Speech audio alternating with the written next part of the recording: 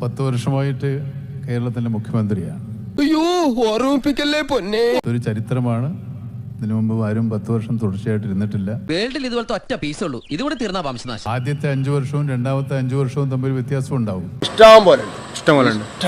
ഈ 2 വർഷങ്ങൾ തമ്മിൽ എന്തൊക്കെ വ്യത്യാസങ്ങൾ ഉണ്ടായിട്ടുണ്ട്? ആര് കേട്ടാലും വിശ്വസിക്കില്ലാലും ഞാനൊരു കാര്യം പറയാം. നമ്മുടെ നാട്ടിൽ ഒരു ഘട്ടം നാട് നേടിയ പുരോഗതി 2016 മുൻപുള്ള കാലമെടുത്താൽ അതേ രീതിയിൽ നിലനിർത്താനോ തുടർച്ചയുണ്ടാക്കാനോ കഴിയാറില്ല. അല്ലെങ്കിൽ പിള്ളേച്ചൻ നുണ പറയുന്നതായിരിക്കും. നേരെ മറിച്ച് അധോഗതിയിലേക്ക് പോയ അനുഭവമുണ്ട്.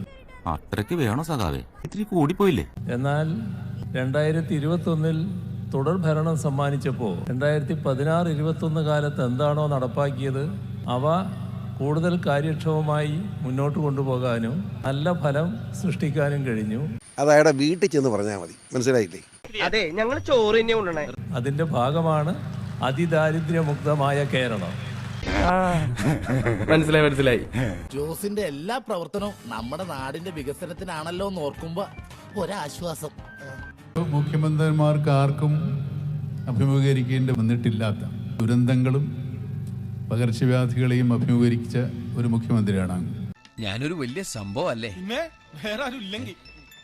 വെള്ളപ്പൊക്കവും കോവിഡുമൊക്കെ എങ്ങനെ എത്ര മനധൈര്യത്തോടുകൂടി, എത്ര ധൈര്യത്തോടുകൂടി, എത്ര ആത്മവിശ്വാസത്തോടു കൂടി അദ്ദേഹം നേരിട്ടു.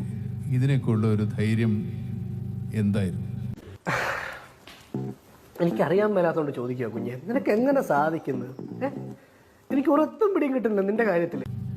അതാണ് നമ്മുടെ നാടിന്റെ പ്രത്യേകത, നമ്മുടെ ജനതയുടെ പ്രത്യേകത. നാടും ജനങ്ങളും കാണിച്ച ഒരുമയും ഐക്യവും അതാണ് ഏത് പ്രതിസന്ധിയെയും നേരിടാൻ കേരളത്തെ പ്രാപ്തമാക്കിയത്. അയ്യപ്പൻ വിടായി അടിക്കുമെങ്കിലും അതെ, ഈ പറഞ്ഞതൊക്കെ സത്യമാ മാത്രമേ കേട്ടല്ലോ. മുഖ്യമന്ത്രി എന്ന നിലയിൽ, ഒരു വ്യക്തി എന്ന നിലയിലും ഒരുപാട് പ്രതിരോധങ്ങളും ഒരുപാട് ആക്ഷേപങ്ങളും പരിഹാസങ്ങളും ഒക്കെ നേരിട്ടിട്ടുള്ള ഒരു മുഖ്യമന്ത്രിയാണ്. ഇതൊക്കെ അങ്ങയിൽ എന്ത് തരത്തിലുള്ള വികാരമാണ് ഉണർത്തിയിട്ടുള്ളത്? ഇതിനോടൊക്കെ എങ്ങനെയാണ് അങ്ങ് മനസ്സുകൊണ്ട് പ്രതികരിക്കുന്നത്? പൊതുവേദിയിൽ പോട്ടെ, മനസ്സിൽ എന്ത് തോന്നിയപ്പോഴൊക്കെ? ഞാൻ പിന്നെ പ്രത്യേകിച്ച് ഇവിടെയുള്ള മറ്റുള്ളവരെ പോലെയല്ല. അതെ, ആ മുഖത്ത് എഴുതി വെച്ചിട്ടുണ്ട്. അതൊന്നും എന്നെ ബാധിക്കാറില്ല. എന്റെ സന്തോഷം നോക്കിയപ്പോ അത് ബോധപൂർവം സൃഷ്ടിക്കുന്ന ചില കാര്യങ്ങളായതുകൊണ്ട് അവരവരുടേതായ വഴിക്ക് പോകുന്നു. അതിന്റെ പിന്നാലെ പോകാൻ എനിക്ക് നേരമില്ല. ആരും വിളിച്ചില്ലല്ലോ. എനിക്ക് തോന്നിയതായിരിക്കും. പോട്ടെ.